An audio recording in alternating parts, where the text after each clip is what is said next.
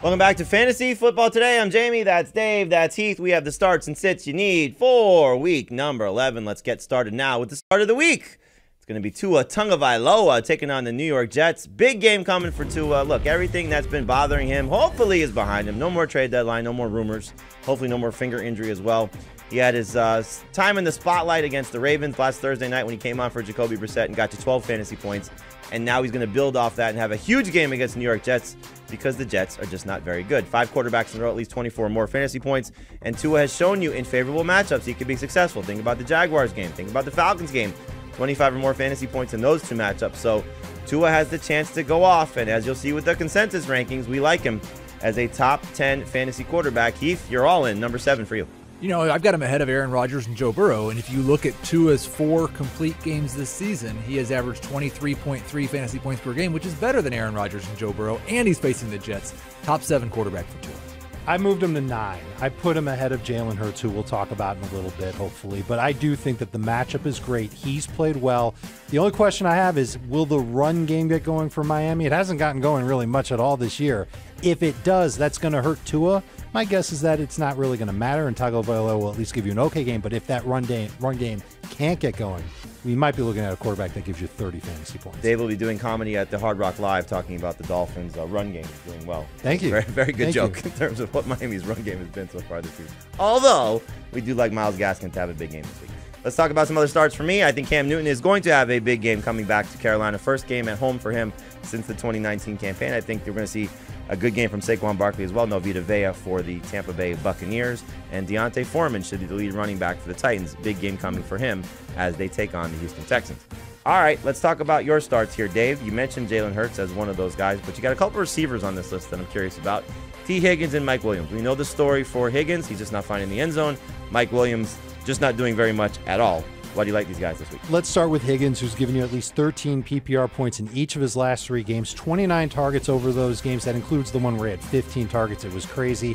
I imagine he's going to be in a bigger part of this Cincinnati passing game, especially against Las Vegas. They play that cover 3 scheme. He tends to play well against that specific scheme. He's had 31% of the targets on the routes that he runs against cover 3. I think he's going to be outstanding. I think he's a cheat code in DFS, and I think he's a must start this week in fantasy. That's why I've got him as a top 20 guy. But before you continue, go ahead. Who is that fresh-faced guy there with Mike Williams? Look at that face. I don't recognize that guy. I don't even know the haircut. That's like, what was that, like 10 years ago? The many looks. The funny thing is, I think we got our pictures taken at about the same time, and my picture looks like it could have been taken yesterday. You look the same for the last And don't get started 20 years. on yours either, Jamie. You don't exactly look like you did back in the day either. No, not for sure, but you haven't changed in 20 years. Yeah, I know. Mike Williams. Big fat vampire. Mike Williams has been getting close to scoring each of the last 2 weeks. He literally dropped a touchdown pass last week. It was very frustrating.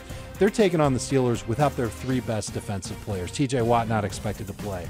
Minkah Fitzpatrick's on the COVID list. Joe Hayden's out. I think it's going to be an easier matchup because of that, and they will find a way, by hook or by crook, to get Mike Williams into the end zone. Start him as a low-end number 2 receiver. He's overdue. Hopefully he delivers. And as you see, we like him all in the same range, so it could be a good game for both of these guys. I'm all on board with these two as starting wide receivers. All right, Heath, let's talk about your starts here, and one running back in particular. First, let me ask you real quick. Michael Carter.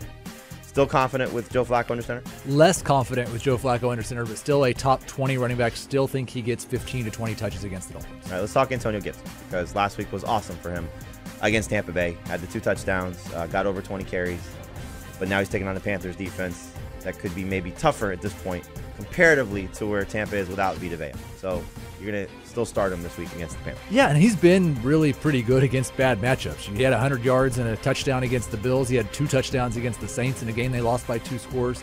You look at what he was the first 5 weeks before the shin injury, and last week coming off the bye, he's averaged 19 touches and 18 fantasy points per game in those 6 weeks. That is a top 12 fantasy running back. Is it questionable against this matchup a little bit? Sure. Could the game script get away from him? Yes, but I'm pretty much in the situation with Gibson, and I've got him ranked around 21st, 22nd. That's as low as he's going to get. Against a good matchup, he's a borderline top 12 guy.